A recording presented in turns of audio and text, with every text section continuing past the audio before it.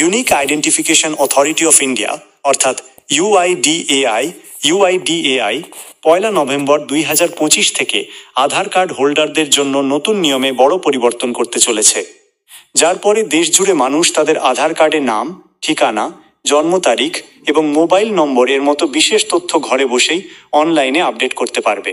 নতুন ডিজিটাল সিস্টেমের মাধ্যমে এখন বেশিরভাগ পরিবর্তনের জন্য আধার এনরোলমেন্ট সেন্টারে চক্কর লাগানোর প্রয়োজন হবে না।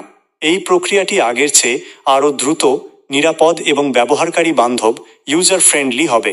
এতটুকুই নয়, ইউআইডিএআইএটিও স্পষ্ট করে দিয়েছে যে আধার কার্ড নাগরিকত্বের প্রমাণ বা জন্ম তারিখের বৈধ নথি নয়, এটি শুধুমাত্র পরিচয়ের প্রমাণ হিসাবেই থাকবে।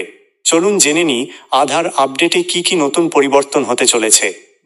ইউআইডিএআই এর নতুন ভেরিফিকেশন সিস্টেম এখন ইউজারের তথ্যকে অন্যান্য সরকারি ডেটাবেসের যেমন pan, passport, driving licence, ration card এবং এমনকি জন্ম শংসাপত্র এর সঙ্গে স্বয়ংক্রিয়ভাবে মেলাবে।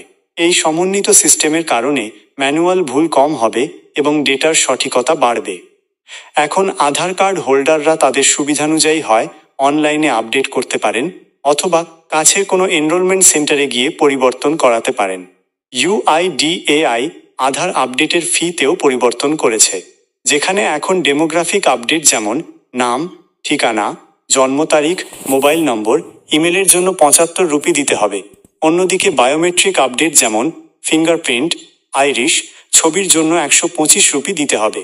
ডকুমেন্ট আপডেট বা আধার রিপ্রিন্টের জন্য 75 রুপি দিতে হবে। এর পাশাপাশি 40 রুপি অনলাইনেও দিতে হবে। তবে বাচ্চাদের জন্য ভালো খবর হলো যে 5 থেকে 7 বছর এবং 15 থেকে 17 বছর বয়সে বাধ্যতামূলক বায়োমেট্রিক আপডেট সম্পূর্ণ বিনামূল্যে হবে এবং এই সমস্ত পরিবর্তন এখন হতে চলেছে, যার প্রভাব আপনার জীবনেও পড়বে।